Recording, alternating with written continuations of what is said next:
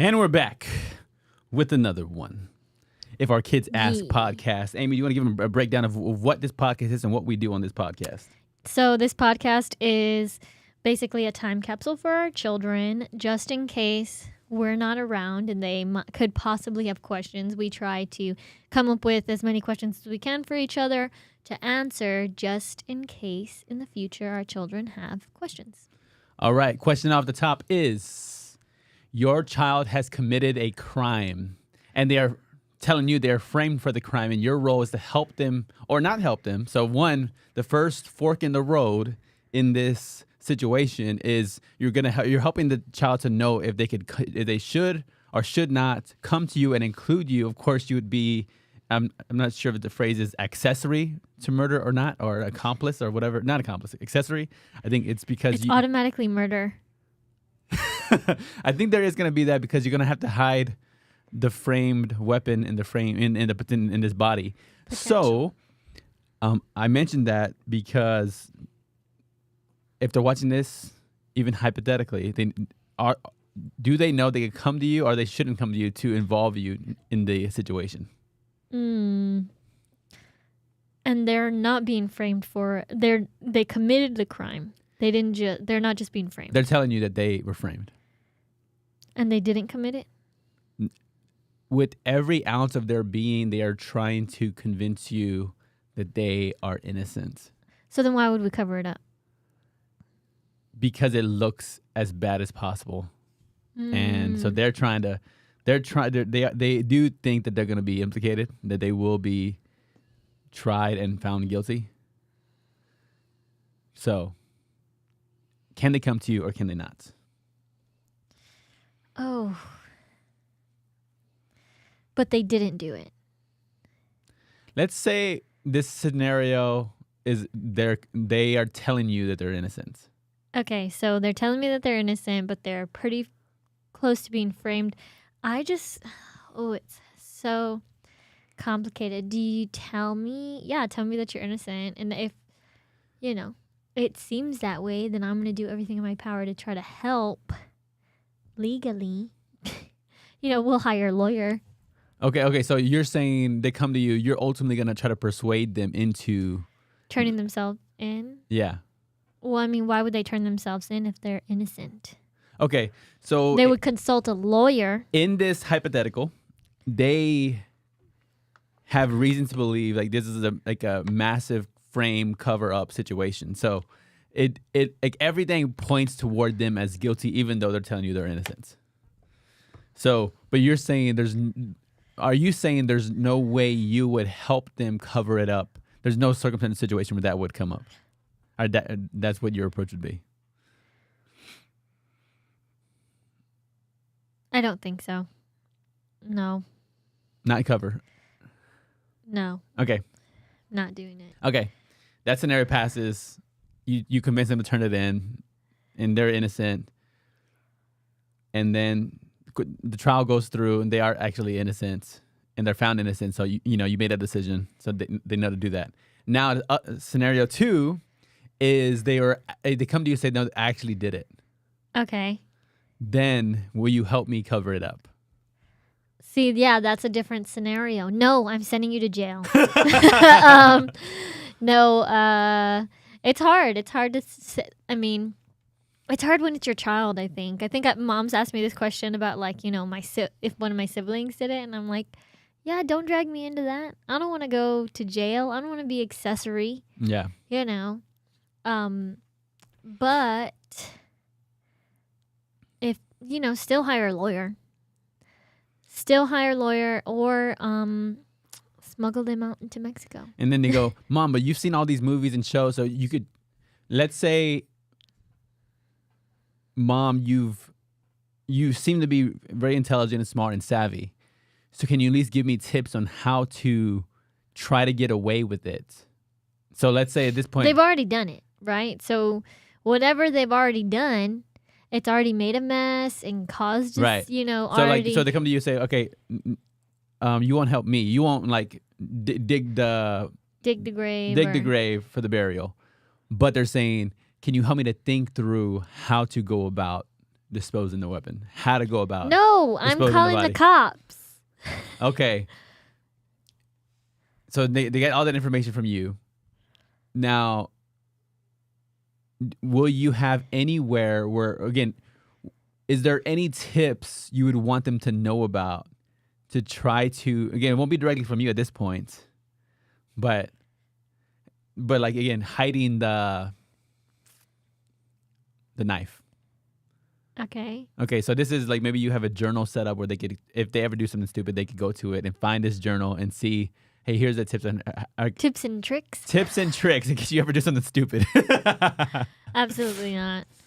Oh, no. Trying to think. No. So you, in other words, they're saying, hey, mom, should I, like, in one scenario, they're going, should I bury the knife in my backyard? Probably not. Should I go somewhere and bury it? And where, or should I, do something else to dispose of the weapon? If the crime has already happened, Yeah. right? So we're not saying like they're just asking me these questions, right? Right. So I'm not telling them anything. Not even indirectly through a journal where they could go to the journal and figure out, here's a few tips on how to not get caught. Nothing. I don't think I could. Probably not. Hmm. I don't know if that's just me being like black and white on the subject, but I don't see it going like I don't see anything good happening in that whole scenario. Yeah. What do you think? Okay, so Both scenarios. the scenario of, okay, so if I'm pitched absolutely into an absolute corner and I'm just forced to give them ways to think through a situation is, I suppose I would, if I was forced to give advice in a scenario that of course I don't approve of at all, but if I was forced to give advice about it, how would I go about helping them to dispose of the weapon? Would it be, okay, in the backyard? No. Would it be melting down the weapon so it couldn't be discovered?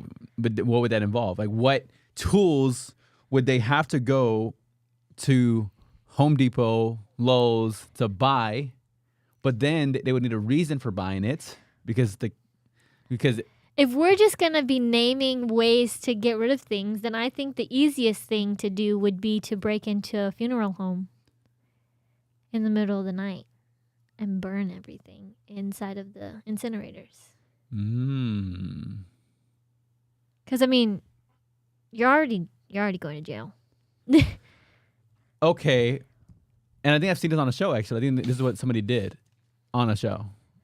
So they went to a funeral of somebody who was on the schedule to be cremated, and they packaged whatever the evidence was with the body to get ultimately cremated. That's what your option would be? Yeah. I think, yeah. Okay. So then it seems as though 2024 at least, there will be video surveillance.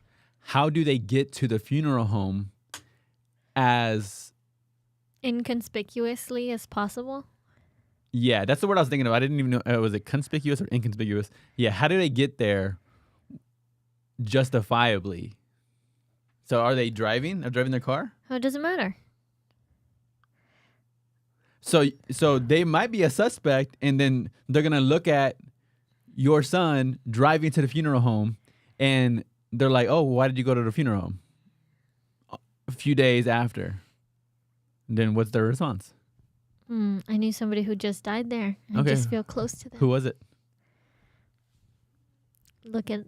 Obviously he would have to look it up. That's what you're doing. You're preparing him to know like what he has Look to up who's recently, or not look it up. Maybe just,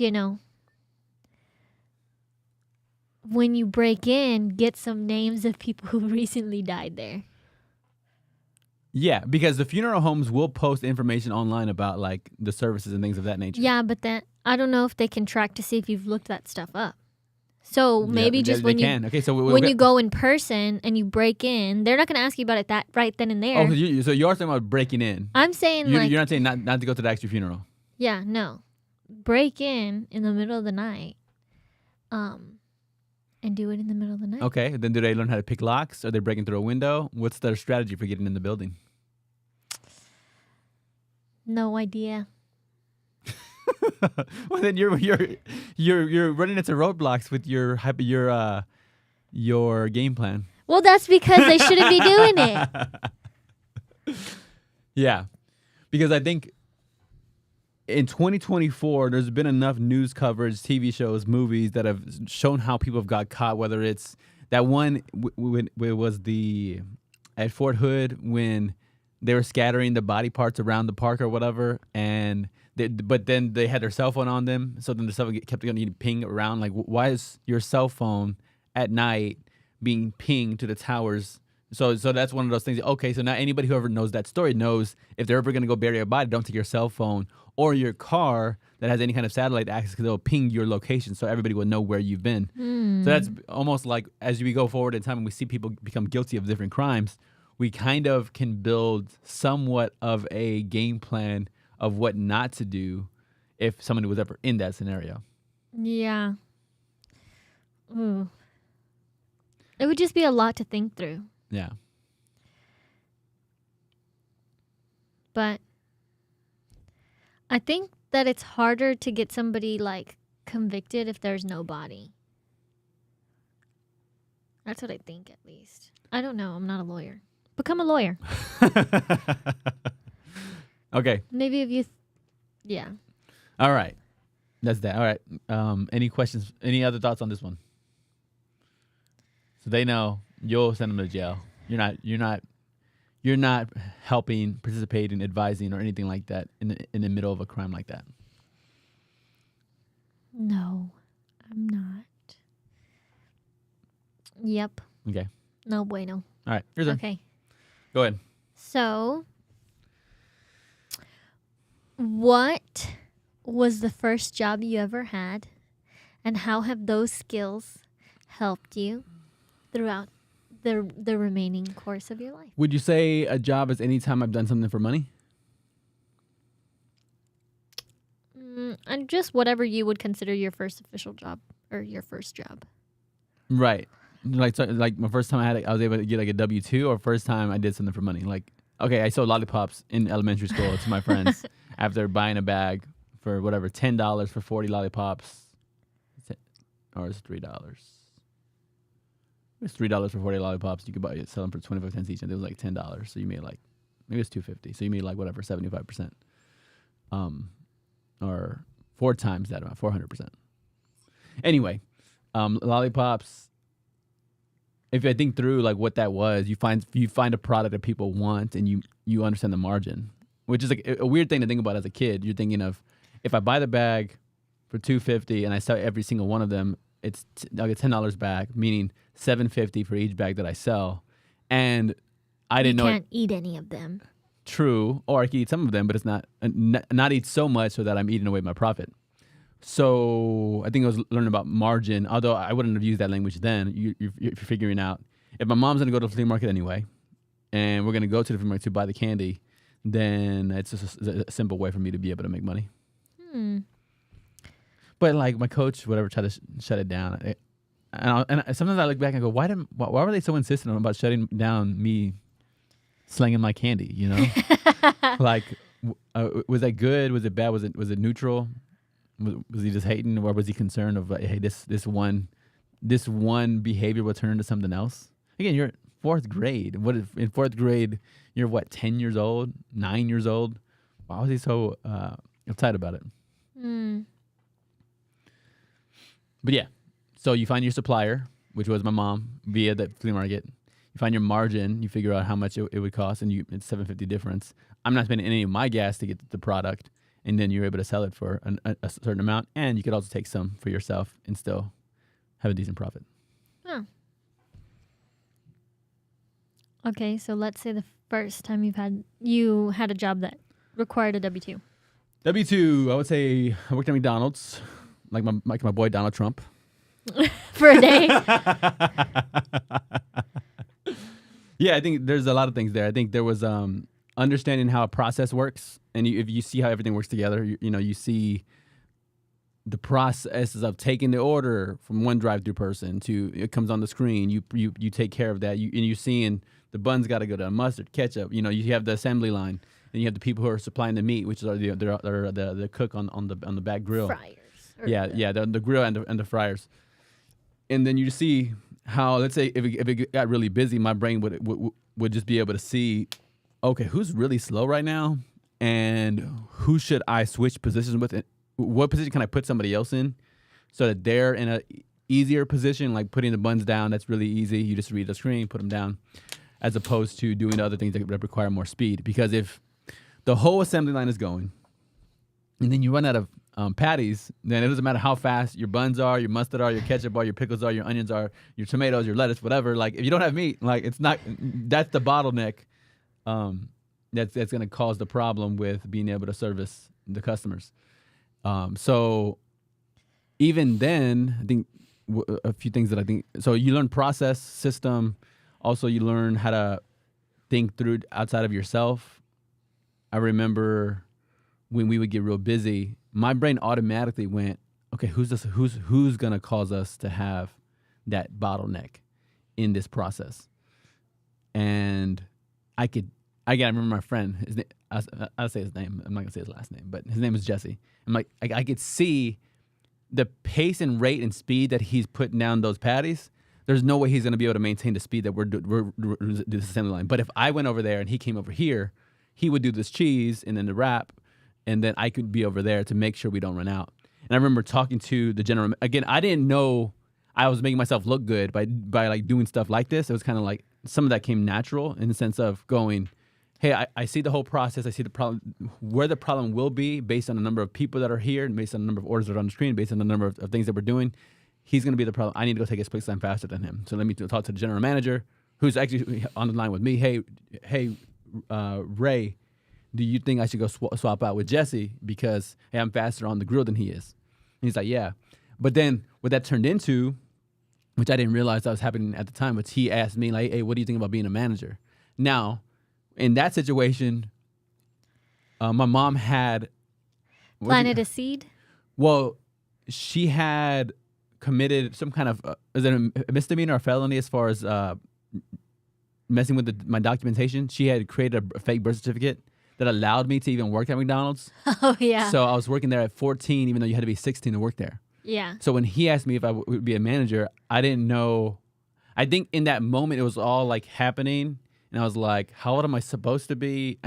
I should have been able to just add 2 years or whatever. And I said, how do you have to be a manager? He said 18. And I was like, I'm whatever. At that time, I turned 15 or 16. I'm like, okay, can I be? Or will that extra scrutiny open me up? And then it's like, oh, you get exposed. So it's like all of this stuff. I was like, oh yeah, I'm not old enough yet, But I look back and I go, oh wow, like somebody thought something good about me to want to give me the opportunity to be a supervisor, be a manager. And I was 14 or 15 years old at a McDonald's restaurant. So it seems like simple enough. But when I've analyzed it since then, I go, why did he do that? It's like, oh, I bet he realized that I saw a process and I saw like if you had to make changes with your staff, that you just move things around. So I would say that was my first job, and that was one of the big lessons I learned: teamwork, process, even seeing the early buds of like people asking me to be responsible for leadership stuff. Mm-hmm. Yeah, I've heard you like bring up different things, like, oh, you learned that like when you worked at McDonald's. You would be like, oh, I learned that when I worked at McDonald's or whatever. Yeah. What about you? I think my first job was when I worked at Chick-fil-A. Yep. So that was fun. I did it when I was like 16. That's where they train you to say "my pleasure" after. I told you. I've said it like so many times. Like when I was there, and I don't know. I never read it or saw it anywhere, but you just do it. Like, I know that you said that you've talked to some people that they say that they train you like to do that, but I don't think they do. I think you just do it. You're just a good person. To But yeah. clarify, there is a debate among my family, specifically Amy and I, about if Chick-fil-A trains their employees to say my pleasure or not. And I asked a store leader who said they absolutely train it. Amy's convinced that it's not trained. It's just absorbed through osmosis, I suppose. Yep. Yeah. I guess that was the first time I ever like. No, I'm trying to think. I know that it was like the first time that I had like a lot of responsibilities going on. So like I was driving, I was going to school, I was, a cheerleader. So I was doing so like I had to be at a lot of places at specific times. So it was like making money, buying teenager things. I don't know what. I don't remember. Candy, food. So I remember like that was what I think eventually I ended up stop working there because I was doing like a lot of things all at the same time. But when I stopped working there, I did put in my notice. I wrote a letter. But yeah, it was pretty fun. I felt like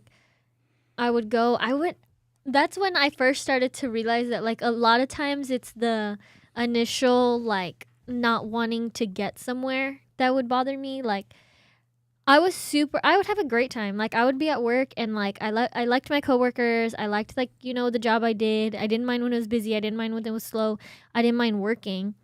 So when I was there, I remember like having like a fine time like working. But I do know like on the like getting to work was always like a drag for me. Like I was like dragging my feet. I would be like, oh, I have to go to work. Like I don't want to go. And then I would get there and I'll be fine. And I feel like that happens like a lot of times, especially right now that I'm pregnant. I feel like so many times I'm like, I really don't want to get out of bed. Like I don't want to move. I don't want to do anything.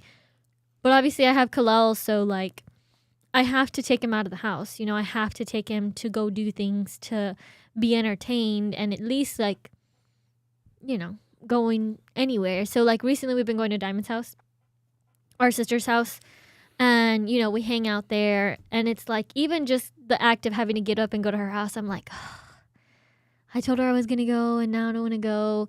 But it's like once I get up and we get in the car and we get over there, it's like I have a good time. So I think it's all those kinds of things. Like that's when I first started to like get that feeling like dreading having to go to do something, because I was always doing just what I wanted to do. Like I guess I really didn't like to get up and go to school either, but that's why I had lots of absences. So, but I would go to like my cheer stuff all the time because I liked that. Yeah. So it was like I was excited to go to do that stuff. And I would go to school like, half the time, I guess. Right. And I at this point in having a son, and then still like right now, the way we trade off of me taking care of him and she sleeping, whatever, 8 p.m. to 4 a.m. And then she takes over at 4 a.m. And that's when I'll go to sleep at 4 a.m. So I'll get 7-8 hours of sleep. But then there are these moments that I find fascinating in being a parent because, one, like, I think my love for him is like, I'll see him and like my heart wants to explode of like this love and like appreciation for who he is.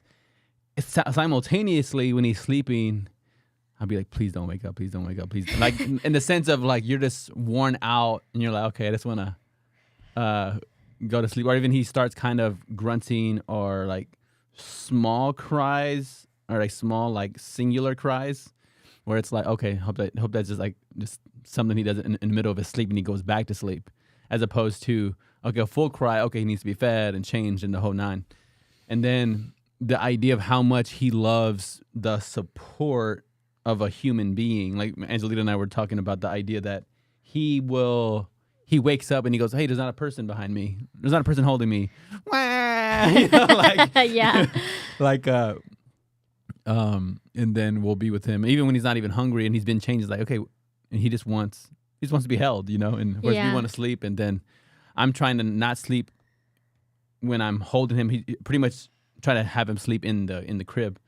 Almost all the time with me.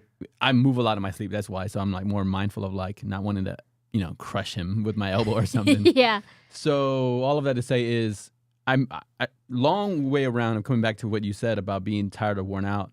Like if you feel what I felt without being pregnant, and then like because if somebody would ask me what percent, so let me take one more side story. Saturday, a friend and I were messaging. He was saying he had this piece of workout equipment I could have from him, so I went to go pick it up. And him and his wife, it was like 8:30. Him and his wife, they have 2 daughters.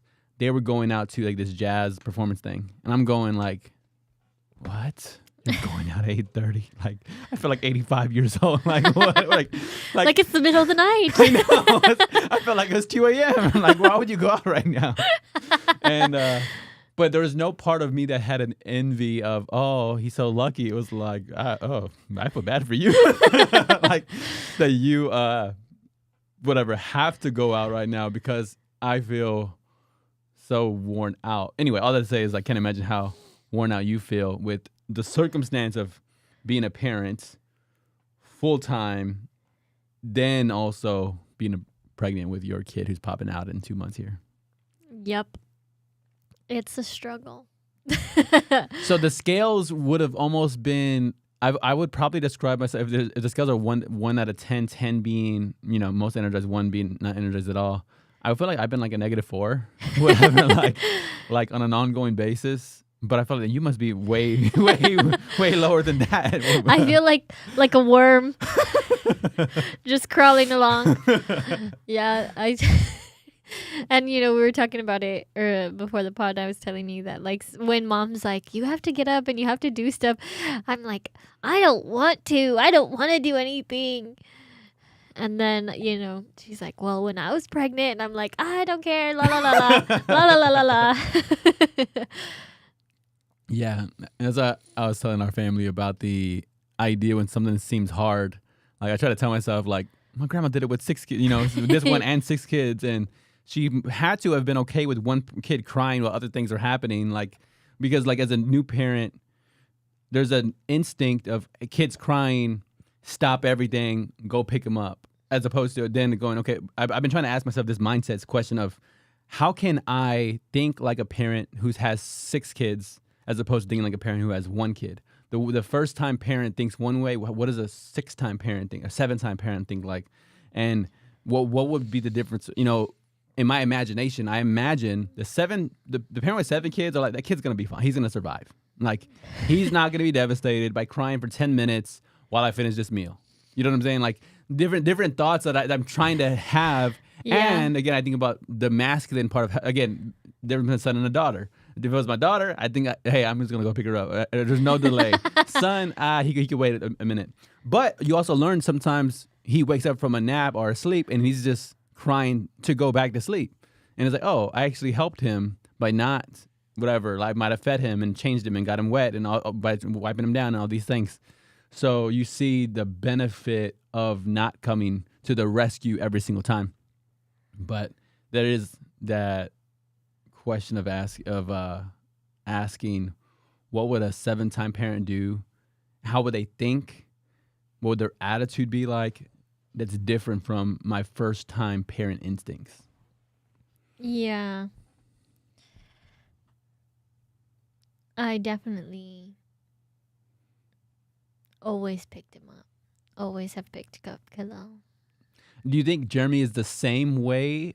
Because I wonder, too, if we have separate instincts when it comes to father and the mother, where maybe there's a similarity between a father going, he's going to be okay, doesn't need to be picked up. I do think that Jeremy's a little bit more like, takes his time with it, but it's because Jeremy has real like sensitive ears. So like when Khalil would be like screaming and crying, he would like get frustrated. So he would have to take a minute and like, calm himself down in order to pick up Khalil when he was little. Rather than like me, I don't care, like, I don't care if he's screaming, because obviously, like, if he's screaming because he needs a diaper change, you have to change his diaper. Like, you can't feed him first, or you can't do other things, especially if you don't want them to get rash. You want to change them as fast as possible. So, like, I would change him and he would be screaming, and, like, it wouldn't bother me. I would just try to hurry up, clean him, then pick him up and feed him. And for Jeremy, it would be like, when he's screaming and he's trying to change his diaper, he would have to, like, okay, well, let me just wait like a few, like a minute, calm myself down, because the screaming's like overdoing it. And Yeah. then he would change him. So I do think he's a little bit more like, he's gonna be okay. Whereas I'm like, no, just give him to me, I'll do it. Like, Yeah. yeah. So I don't know if, like, that's kind of the same, but maybe not. Yeah. But I do think he's more like, he'll be okay. I do know that I'm real, like, laid back when it comes to, like, Kalel messing around with things. Like, I don't always assume the worst possible thing is gonna happen, and I think Jeremy's more like, be careful with him, be careful. Like when Kalel climbed up on top of his toy table, like, I didn't immediately run and grab him. I looked at him and I'm like, you know you're not supposed to be there. Like, I think Jeremy would have been immediately go grab him. Yeah. And, like, I've seen Kalel, do all kinds of things. And then I'm like, I feel bad, like, when he hurts himself, but at the same time, I kind of just tell myself, like, oh, he's a kid. Yeah. And I don't hurt him. Right. So. Got it. Okay. Where we at? I asked. You asked. I asked. My turn? To you? Yes, your turn. All right. Here we go. 2-part question. Part 1 is, one of your sons he thinks he found the one. What are some thoughts about, what is that conversation going to be like? So let's say in this context, you're not around. Of course, you want him to come back to this pod and listen to what you have to say about it. And you want to give him a little bit of a speech, or maybe some questions or some thoughts on, before you go forward with this engagement and this marriage, think about these things. Okay, that's the part 1. I'll give you the part 2 right now. You don't have to answer it yet. The part 2 is, your son is married. He wants to go through with a divorce, and he also wants your perspective on, hey, like, Mom, what's your advice about going through with this? Okay. And we'll say the divorce context, we'll take away the Christian reasons for divorce. So we'll say there's not infidelity, there's not violence, and there's not, what's the third one? Oh, his wife is willing to stay. Okay, so you have that. Let's go back to so he thinks he found the one. Okay. Your thoughts on before he gets engaged? So immediately, and I know this might sound like crazy, but I was just talking to Mom. It's crazy because I was just talking to Mom about this today. That I think Bubbles connected. Yes. So I was saying that it's completely reasonable for me and my thoughts that you should know the full extent of your partner's financial situation before you get married. So, like, if you're going to marry somebody, you should both run your credit. You should have their credit report. They should have yours, and y'all need to run them together so that you make sure that they're not editing anything. Because, whatever debts your partner has, they're going to be attached to you, So it's like, that to me is super important. You should know, like, how much money they're making, and, you should have access to at least look at their bank account so you could see what kind of things they spend their money on. Which A bank audit. I know that it sounds crazy, but I have seen so many people, like, get into arguments about money, like, even just because they don't know what their significant other's doing with their money. And it's like I hear all the time, I don't even know what he does with his money. He makes $5,000 a month and, I don't see any of it. And so it's like, ugh, how can you live like that? Like, at least that's just my thoughts. And I know, like, finances, people think like, oh, that's not important. But no, it really is important. It plays a big part of your life. It plays a big part of everybody's life, And yes, of course, I want you to be with somebody that you love and that you care about. But if you don't have these basic things figured out, I think it just adds fuel to the fire of any other problems you could possibly have. Like, you want to be in a relationship, you want to be in a position to where you can focus on your relationship, and like that's y'all's main, worry, because being in a marriage is constantly working together, constantly learning each other, constantly talking to each other, constantly communicating with each other. And if you're willing to do that with somebody, you need to be able to be open with that person. And if they're not willing to show you their finances and you're not willing to show them yours, that means y'all are not financially ready to be married. You need to get your lives together first. So that's my advice off the bat.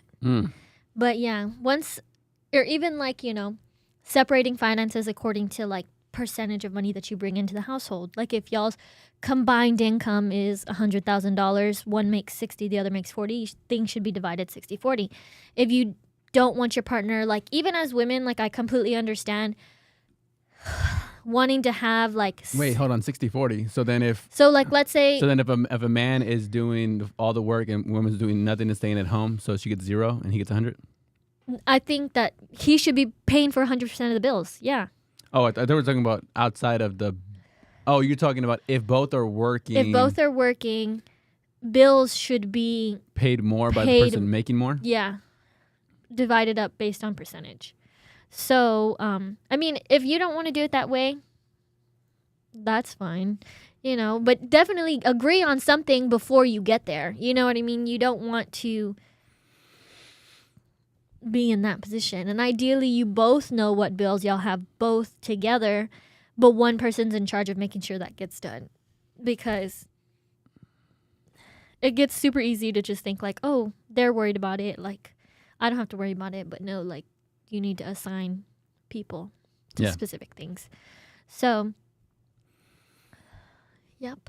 I think that's my advice. Okay. Nice. All right. I'll go. Mine is, all right.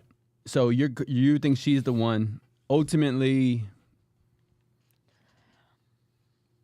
if I were to simplify it as simple as possible, there's a course way a friend had told me about marriage before I ever got married. I thought it's kind of relevant here. I don't know if this is what I would say. I'm going to put this as relevant in the conversation, but they said, you know what marriage is like? And I said, what? And they said, it's like you take the 5 things that you love to do the most, and then you can't do those anymore. And then you take the 5 things you hate doing the most, and now you have to do those every day. That's what marriage is like. And I was like, what? That was his perspective. So he got a divorce. So all of that to say was, it's an interesting relevance, but even though I wrote the marriage book, I think I might try to simplify it for my son, saying, look, are you willing to sacrifice every part of you for her? That means every part of your money, every part of your time, every part of your comfort, every part of your convenience, every part of your pleasure. At this point he knows I'm going to have a Christian perspective, but it's Jesus is the example of willing to sacrifice anything and everything, every comfort, every convenience, every last breath of his being for the bride, which is the church, which is that allegory for us in marriage. So you're thinking about that. You're thinking about, so it's sacrifice, it's respect, and then you could think through the arenas of life. Just the person is going to have the most influence over everything that you do. She's going to influence your money more than anybody. She's going to influence your romantic life more than anybody. She's going to influence your emotions more than anybody. She's going to influence your friendships more than anybody. She's going to influence your health more than anybody. She's going to influence your career more than anybody. She's going to influence your family more than anybody. She's going to affect your relationship with your mom more than she's going to influence your relationship with your siblings, Kids. So you're talking about somebody who's going to influence everything about your life. And if this is the person, again, if we're saying sacrifice is one, respect is another one, and inside of the respect, I think maybe a connected piece is admiration. Do you admire these qualities about her? And if my son was asking about, hey, well, what are the things that I I would say there's really 4 things that she fulfills as a wife. It's does she is she ready and willing to submit to you in everything? Again, Christian perspective is she's submitting to you as though the church is supposed to submit to Jesus.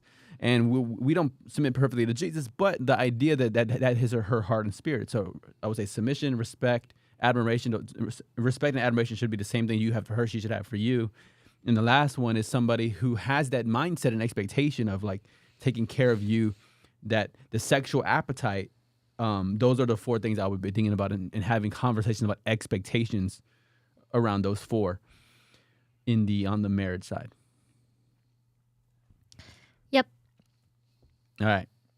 And maybe I would add, that's going to connect to the secondary question I asked, which is also, if you ever want to know my advice about divorce outside of violence, outside of infidelity, and outside of her leaving you and you don't have a choice, outside of these things, all of my counsel, all of my advice would be, you are committed for life in the marriage. So if you ever want to go, hey, what is dad thing about? Hey, it's committed for life. That's the more noble way to say it. If you want to say it more derogatory, you're stuck. You're trapped. You have no escape. Life sentence. Life sentence. Like there's no other way but with her in there's no other way through the drum, but you got to work it out. So that's going to connect to the next topic on if he comes to me with the divorce thing on the table. Your perspective, any thoughts on that? If no, transition the conversation to what you would say if he came to you or he wanted your advice about initiating divorce. I guess it's not whatever you want, right? That's not the answer you're looking for. But I feel like divorce has become just so common in society that people find all kinds of reasons to make it okay. And I think that it's not, when you go into marriage, you shouldn't think about it like, oh, there's always an escape. I can always just get a divorce. I think once you make that commitment, you should be willing to, commit until you die. So if one of my sons came to me and said, hey, there's, all these things, she's willing to stay, there's no infidelity, there's no abuse, but it's just, we're not getting along, she doesn't make me happy, all of these things, I think that if you take the time to, I would ask my sons, like, what are you doing? Where are you putting the effort in?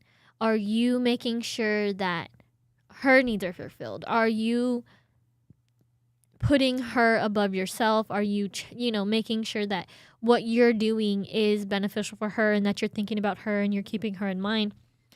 Because to me, when I think about it, I think like,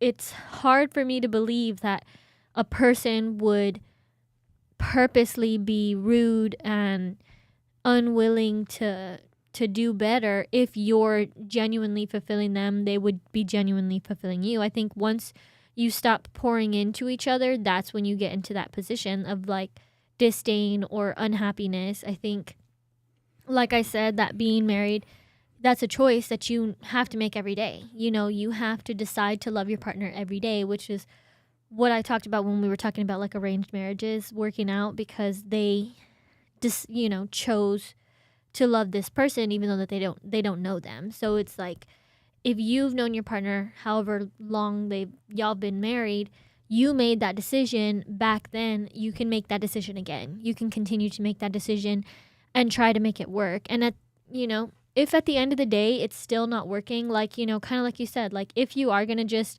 decide to be stuck, because a lot of the times, you know, they say you have 80% of everything that you want, and what you leave 80% of the things that work for you for the 20% you don't have, and then you realize how much you originally had. So it's like, maybe sit down and write down everything that your partner does do that, you know, that you like, and you can write down things that they don't do. Like, you can write down every single thing that they do and see, you know, exactly how much you would be giving up for, you know, and if you're going to leave and be with somebody else, you're going to just run into the same problems no matter what it is, because you know, it's not like, especially if somebody's willing to work on something, it's not like you're going to leave and find somebody else better, because you don't know, the next person might not be willing to work on themselves. They might say, you have to take me the way that I am,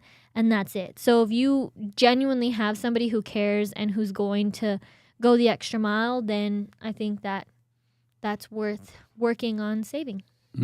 Yeah. Yes. I think those are solid points. Great perspective. So you have more of a Christian worldview in regard to that. Mm-hmm. Yeah. Nice. Yes, I wanted to say, even like, I know, like, I don't know how hard it is, you know, to Right. get over like infidelity, or, you know, how long you should wait if somebody does leave, or I don't even know if there's a way like for people to come back after, like, you know, actual abuse there too. I don't know if those things are 100% one time over, done with. Also, like, you know, there's some people who, if you know, if somebody needs counseling or they need, you know, any other kinds of things, I don't know if that's something that you yourself can figure out how to get through. You know, it might be, I'm not saying, you know, immediately if those things happens, off the table, divorce, leave them, if that's something that you are and your partner are willing to work on also. yeah, right. And I think I would want my son to know that when you have friendships with other people who are married, and you have conversations with other people who are married, naturally, you know, your aunt and I had read the book, you know, the marriage book, and one thing I appreciate about it talks about like real struggles, real marriages, and examples of that nature. But what I find is, in our era of social media highlight reels, sometimes it can look like so many people are in this like beautiful, uplifting, romantic, unbelievably great marriage, and you can kind of see their highlight reel online and then feel and be in a relationship that's not as great as that highlight reel looks. But and that doesn't mean there's no healthy, strong, vibing marriages out there. There are. And there's also other marriages that feel exactly what you feel when it's going through a hard time. If my son ever wanted to know, yeah, like his mom and I for sure have had hard times and difficult times. And we're not like, you know, publicly posting all our problems or whatever, but it's more of, you know, me having an issue. I'll talk to one of the guys, and then we find out how normal certain problems are when you begin to open up about, hey, like how you're feeling and how you're thinking, and like you can make up this idea. And I know I've thought about that 80-20 thing too. It's a common thing that's talked about in therapy and self-help books. And the thing about it, what I would say is, even if there was somebody who was better suited for you out there, the marriage covenant, in my perspective, as again, dad talking to son, would be the idea though is, hey, this is for life. Even if there isn't a better option, no, I'm staying I'm honoring my decision. I'm following through with my commitment, my devotion to what I decided on. Even if there seems to be a better decision elsewhere, it still wouldn't be good enough for me to break my own word, my own vow, my own commitment to the person I chose to get married to. Yep. Anything else on the divorce side? Let's see. No. Am I gonna absolutely hate you if you do it? No. I'm still gonna love my kids. Yeah. But ideally you want things to work out. Yeah. Indeed. All right. Your turn. Yes. Let's see. What was the food like when you were in school? Food like when I was in school. Like, what was your favorite school lunch? So So we've been recently talking about this in our family group chat. yes. So in the morning, and depending on how, again, I guess it's under the assumption that I'm gone, I'm not here. The morning breakfast would be pretty much a salty protein, which would be like the sausage sticks that are like little sausage thumbs. Which again I really liked back then. They're really salty and spicy, has some spice to them. Then there was the biscuit with jelly, chocolate milk, orange juice. I think it was more or less the breakfast. I think the Crispitos, or what are they? Yeah, Crispitos. Crispitos. Those had a nice spicy flavor too, for breakfast. But that'd probably be my favorite. Which a lot of times I wouldn't even make it to school for that breakfast. But when I would, it would be a nice treat to start the day. Yep. I'd say that. I'm trying to notice if there was anything memorable about the food that I said, oh, I missed that or I like that. And it's like all of the fish was like fried or breaded. Like, so it's like, it wasn't like you were eating any like grilled like fish or even grilled chicken or steak. The beef you had was ground beef made into burgers, or ground beef made into Salisbury steak, or ground beef that was mixed into like an enchilada sauce or something. Are you gonna pack all of Corzin's lunch for him? Well, if he does homeschool, then he'll just be eating at the crib. But it does make me think about the way I eat now, which I don't eat a whole lot of fruits and vegetables or take supplements or whatever for that. Like, that's kind of an odd thing, I think, to think about for a child. But I'm certainly mindful of like what I eat. I mean, drinking stuff, I'm all over the place. Like drinking Monster, or I know I'm drinking like the the blue dye or the yellow dye when it comes to Gatorade. But I like, if you consider how I grew up and how it was like no thought about eating whatever. Now, like, I'm probably on a more extreme side of that now. And I wonder if I'm only going to be more extreme as we move forward. Do you think that like the food you ate growing up has affected the way like your body? Like, do you think it has like had effects on you maintaining health now as an adult? I don't like going to LAHEB. There's a lot of plus size people around here, so we're eating a lot of. And to me, I go, when did we learn how to eat like that? And I go, well, if I would eat the way I was eating in elementary, middle school, and high school, the way I learned from school to eat, then yeah, like I'd be crazy overweight too. So, but it's more of like changing a lot of those habits and not eating the same way. But to answer your question, so I would probably be an exception to the rule. Like, because I'm 20 years, I'm 39, it would be 21 years Out of school. out of school. It's very, very, very common. I feel like it's like 80, 90% of people that I know. Wait. Hmm. Crazy. Yeah. No, yeah, definitely. A lot of people that I knew that, you know, even that I'm like 6 years out, a lot of them are overweight. Like, you know, once people got out of school, they started gaining weight a lot. Yeah. Which, I mean, I don't know. I mean, but even when I was talking about the enchilada day on Wednesday, like, I wouldn't even know how to think like that as a high school kid. But you think about the enchiladas themselves.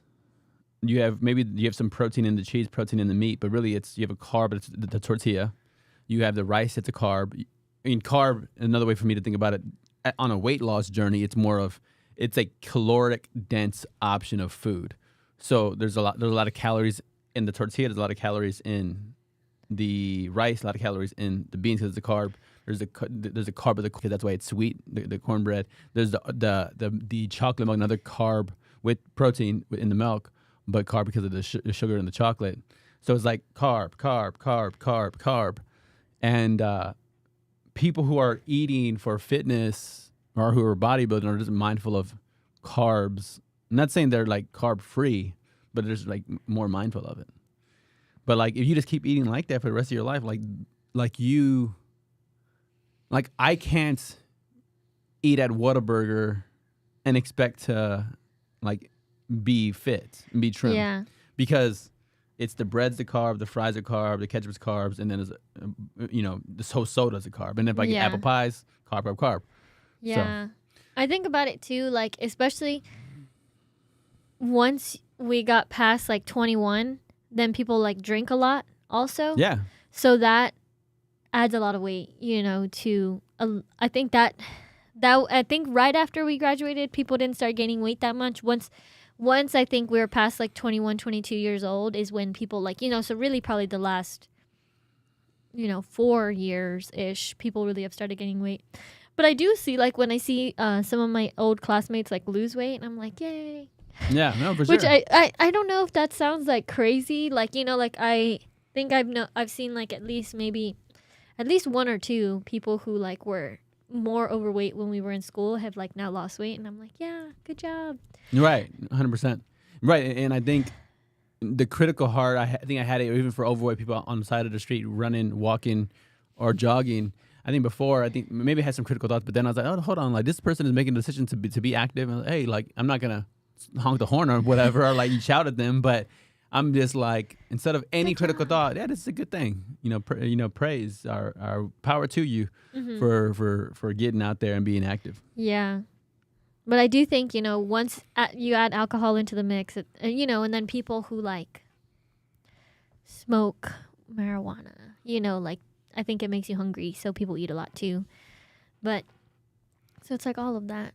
Yeah, especially if you're taking the medication that's more of a downer. And if that's more of a downer for you, then is it making you more or less likely to exercise? Yeah. And then it's like, yeah. And so as you get... The way I could eat, I mean, I remember talking to, my younger brother of 2 years. He's 2 years younger than me. Then it's going, hey, we would order like 12 tacos from Taco Cabana and like put that down in high school. But it's like, there's just no way I could eat 12 tortillas now and expect to like be trim. So, yeah. I think I've always been more like funny about my food. Like I've never been able to sit and eat large quantities of food, and I don't know what that is. Like, I don't know why, but I just know that I've never really been able to do that. But yeah, thinking about like food from school, like I don't even know. Like, I feel like it's such a girl thing to like, oh, I don't want to eat, like not eating. So like I feel like I got so used to just like skipping meals, even in school. Like those Crispitos are good though. We definitely need to try them one of these days on the pod.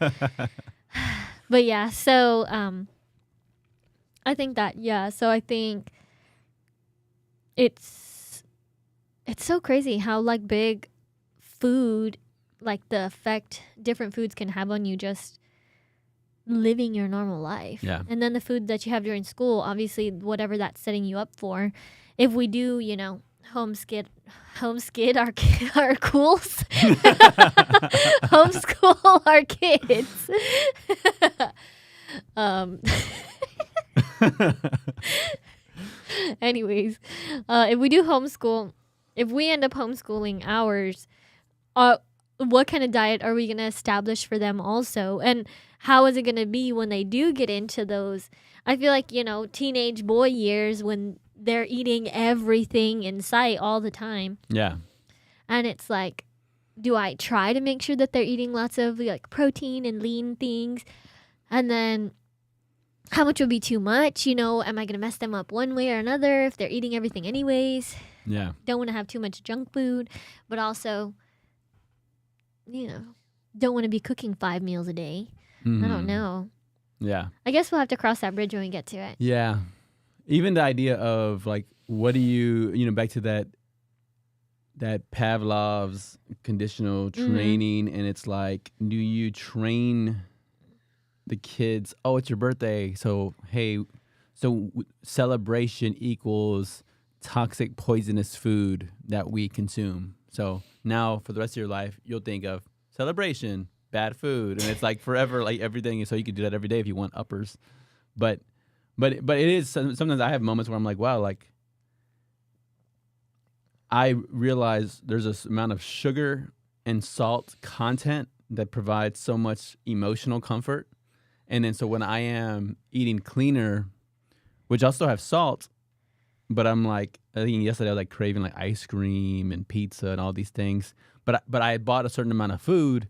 And so what I'm using and I'm leveraging is like there's a part of me that doesn't like to waste.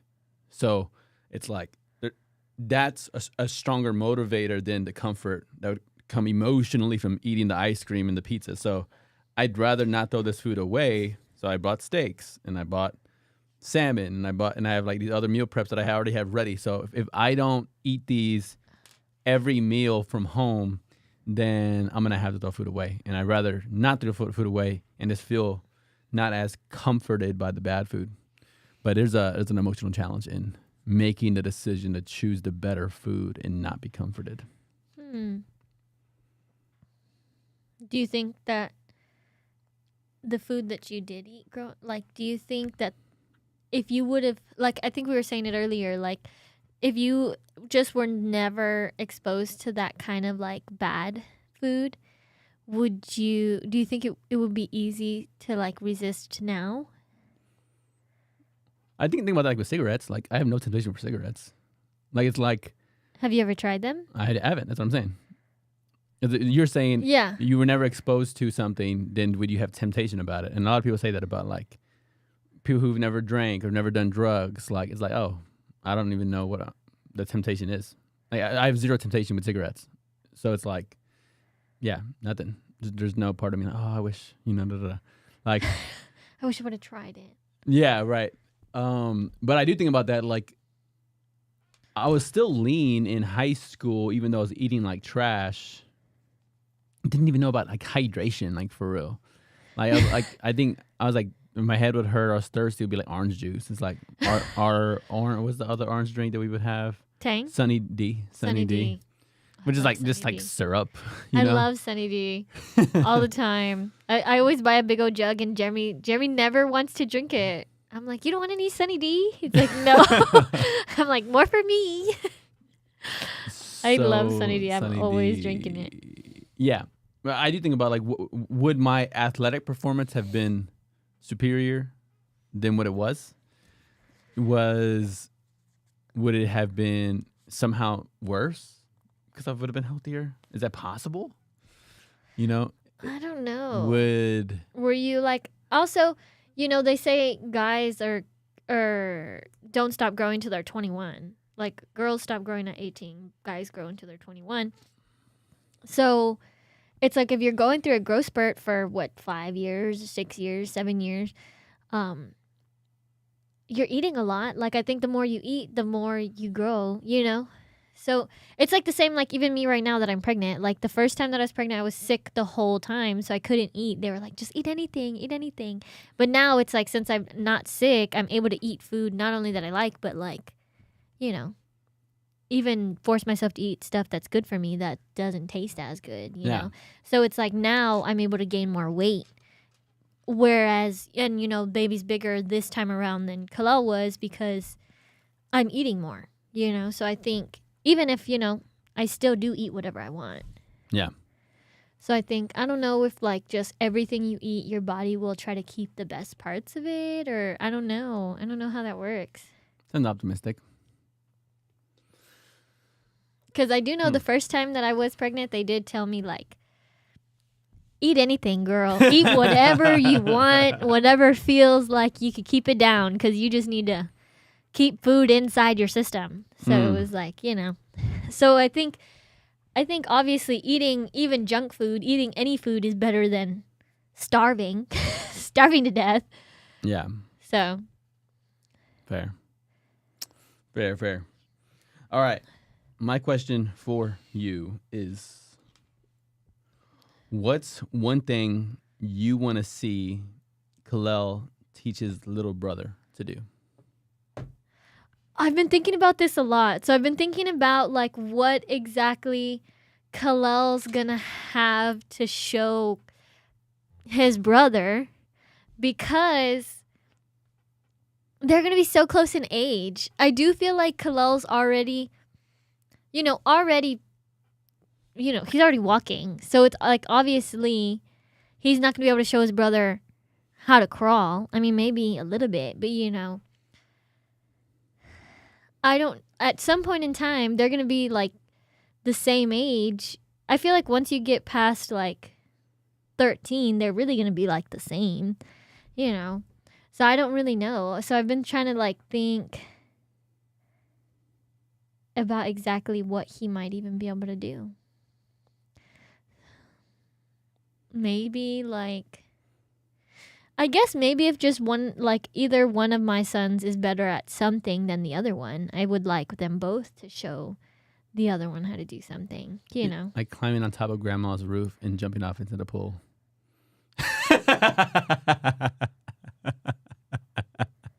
Don't do that. It's a numbers game. And so far, nothing bad has happened. So we're just raising the stakes now. All right? Yeah.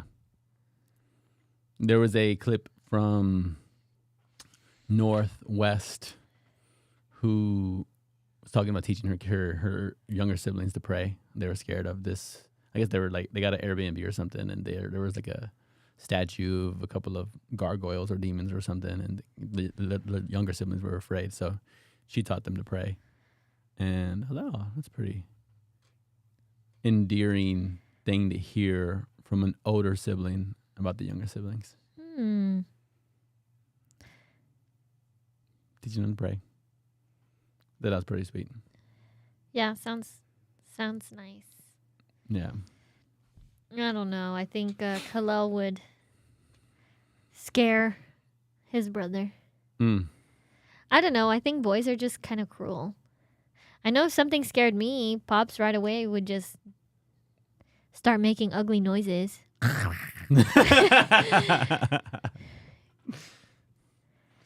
Purposely trying to scare me.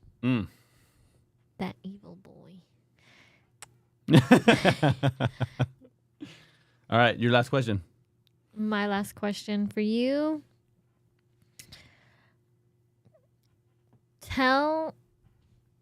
When was the first time you experienced loss?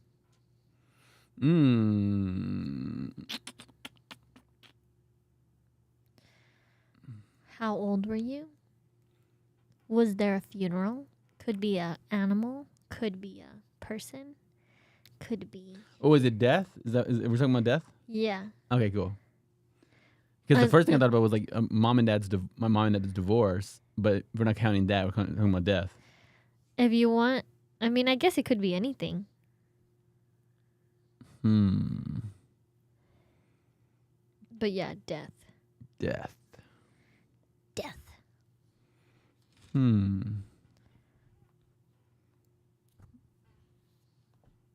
Was it my dad? Maybe it was. What about your grandparents? Oh wait, we have the same grandparents. And they're still. Sometimes I think I'm not, in my head I'm like a generation above you. Yeah, I think so too. I'm like, but no, that would be mom's grandparents. Yeah. We have the same grandma and grandpa. From mom. From mom, yeah. Right. Okay, so I think probably would be your secondary question was you experienced loss and what was the other part about it? It was. How old were you? Yes. Did you go to a funeral? Yes. So to my son, your grandpa passed, my dad, and I was 17. Yes, I was 17. It was 2003 February, and he passed. I think we went to the service. I think at the time it was like it's kind of interesting because you realize how much movies, shows, even books kind of wire your expectations in life, and it began to show me that like on a TV show of Batman, you knew whenever he got into trouble, like. Especially the animated series that would come on, like primetime kids watching, the person actually wouldn't die. He's going to save them. Like, even if they're really, really close to death, Batman will save them. Or if Batman looks like he's really in trouble, there's no episode, unless it's like a two-parter, where he's actually going to die. He's going to get it out somehow. So you just prepare your brain of, no matter how bad the victim is doing or the damsel in distress is doing, Batman will come through and save the day. Well, except in that one where Batman didn't save her and she died. In the animated series? No, not in the animated series, the movie. You're talking about Batman. You're talking about the Dark Knight? Rachel? Right. Definitely different story. But the parallel I was making was... Yeah. It makes you think, like if anything bad ever happens, you just need to wait a little bit longer, and then it'll be better. Like you'll find that actually didn't happen, or there's something coming. But I think that loss taught me that like there's life that's different from the movies, and sometimes there's not a happy ending to a situation, but I can choose to try to make something as good as possible with my decisions. So like, if my dad passed away under the circumstance of suicide or whatever, and like it makes you think, was it their hopelessness, despair, sadness, a doubt of the future ever getting better, whatever that might have been in his last moments? Okay, well, how can I like try to build my life so there's more hope, there's hope, and there's joy, and there's peace? How can I spread that to other people and people have that as well? And so yeah, I think that was a really difficult time. I remember like I expressed to several friends during the time period where I was like, I would go to sleep thinking I would wake up to a different reality, but it's like there was no part 2 of the episode of Batman. It was like, no, that is the end. He doesn't get a rewrite. There's no other part 2, for my son, his grandpa's story. But we are part of that. We it's cool for me even to have the books with, my dad's last name on the books and stuff like that. So I take pride in even carrying his name forward. Wow. Yep. Any thoughts there? I don't know that you even thought, like, I guess I didn't know. I mean, I figured it was your dad because I wasn't sure. I wasn't sure how old you were when he passed away. But,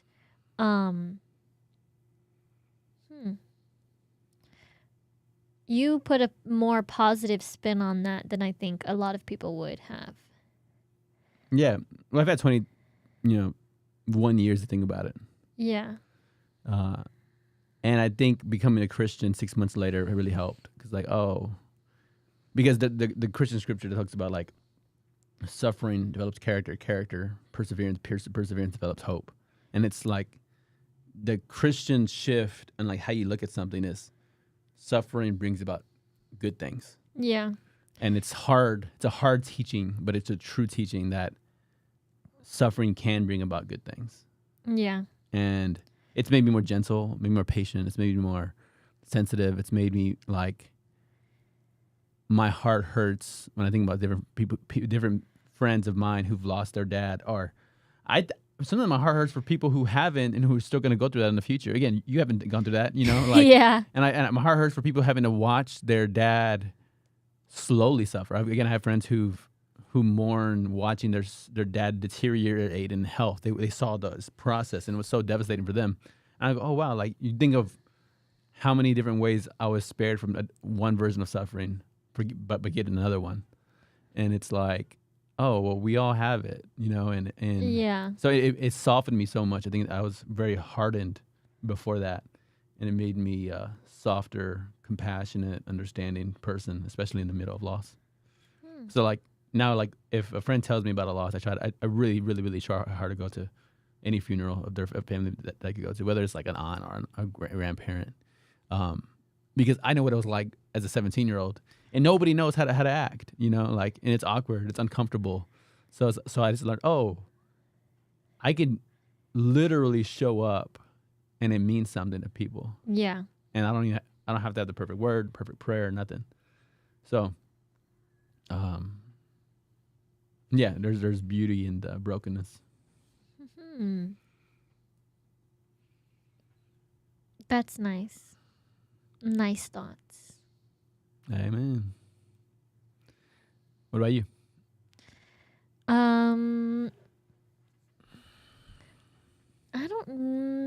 I think the very first time I ever like experienced anybody like dying was when our cousin Richie died. I think I was like 9.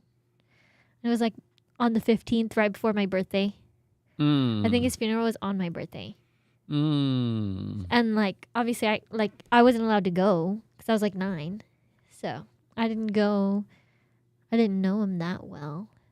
I think we had all just went like to the beach or something all together. And that was difficult. You always remember like, well, I don't know about everybody else, but like I remember like when I found out, and I was just kind of like, oh, it's crazy because it like the story just ends there. Even like my uncle passed away in 2020, which was during COVID. So then a lot of people like weren't allowed to go to the funeral. So then I don't actually remember where I was when I found out about that. Yeah. That was a rough year, 2020. Yeah. Yeah. I think actually I knew a bunch of people that died that year. So I think like my grandpa died, one of my friends died, then my uncle died. That was super like, oh man, back to back, crazy. But, it makes you feel like, especially like that was like my uncle and not like my dad. Like, you feel for like my cousin who lost her dad. And then it's like, oh, that sucks. And your dad who lost a brother. My dad who lost his baby brother. Yeah. Yeah. Yeah. Yeah. All of these things, makes you think about one, especially like, just how precious life is just in general. I think it's worth it to, I know like right after, so like Jeremy and I got married, it was like we definitely wanted to have a kid because we were like, nobody knows like how long you're going to have like to be here. You want to spend as much time as you can with your kids. If you knew you're going to die at 35, if you have kids early, then you can spend however many years with your kids. If you knew you were going to die at 45, the earlier you have your kids, the longer. If you knew you were going to die at 100, would you wait till you're, 50? I don't know. Just like all those things. So I do know that was like a motivator. One, I felt like my dad like had a hard time with it, which obviously like you see the way that somebody's death can affect the people around you. Yeah. Especially if like, I wasn't I wasn't around my uncle daily. I didn't see him all the time.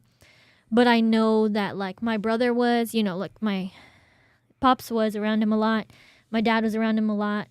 And, my grandma lived with him. So it's like you saw that like when he was gone, my grandma had to move. My dad wasn't seeing him anymore. Bops, wasn't seeing him anymore. So it's like I saw the way that it affected all of them, and it was hard. I think it's hard for anybody Yeah. especially when it's somebody like that you're close with and that's super funny and like you loved their personality and stuff like that. Then it's hard to like think, oh, I'm never gonna see that again Yeah. or something. They're never gonna make that joke again, or and the story just ends. Yep. So I think it does get better though. Like I think I've thought about it before too. Like it's a wave. It comes in a waves kind of thing. Like it's always going to be kind of a hard topic, just loss in general. But I think sometimes it just it's harder. Some days are harder than others. Yeah. And I think it's something everybody has to deal with at some point in time, at least. Yeah. Yes. Can't change that. But you can try to like make sure that, any one of us could die at any point in time. So you want to make sure that you're living your life the way you want to. Not however you want to. I'm going to take that. I don't want you to be like a serial killer and just go around slashing people till someone kills you. No. Yes. We converted her. Definitely don't do whatever you want, but a way that would make people miss you. You don't want to die and people are like, thank goodness. True that. Yep.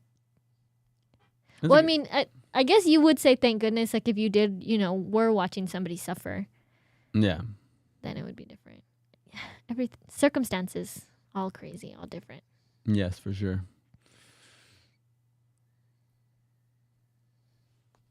Yeah, that was a deep one. All right, you ready for your closing parable, or do you need is your brain ready, or you want me to go first? You can go first. So you can find something in the back there. Here All right. Go. Okay. Closing parable. I want you to think, son, about something you may not experience until you have your own child is what I'm calling the parable of the swaddle.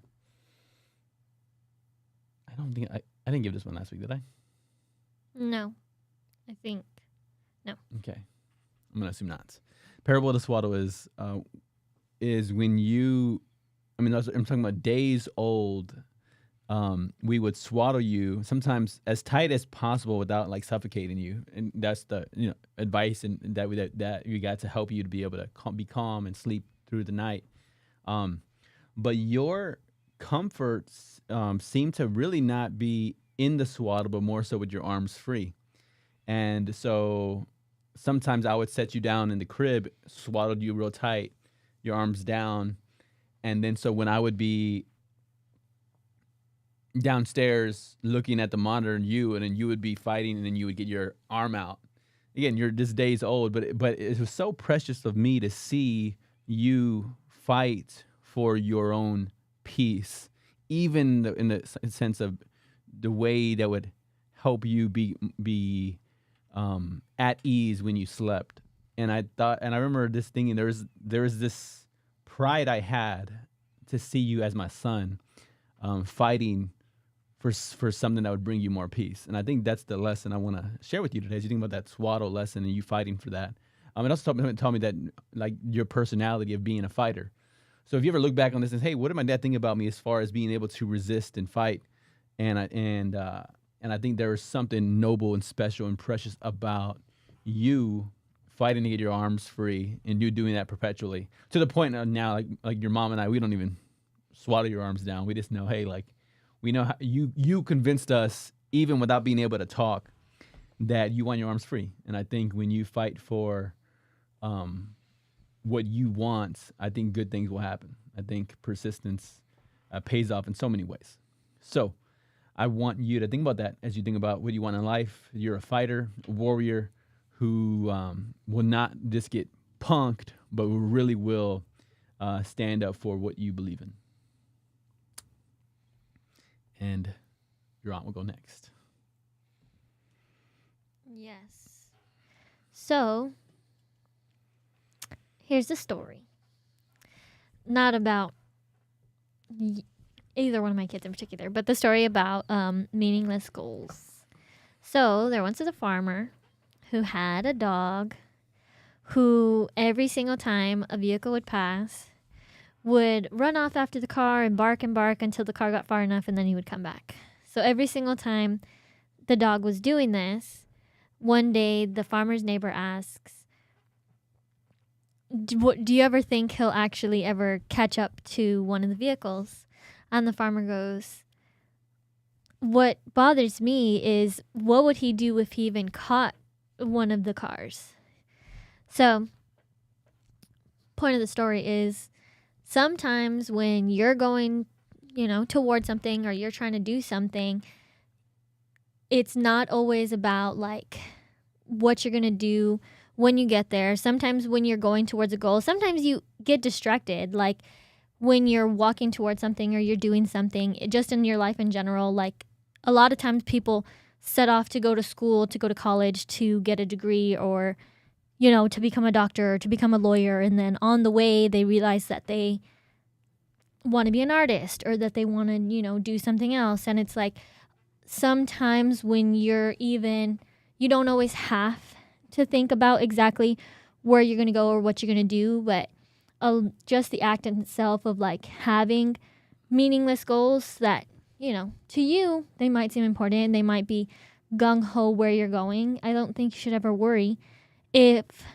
you don't catch the vehicle you're trying to get to. That's it. All right,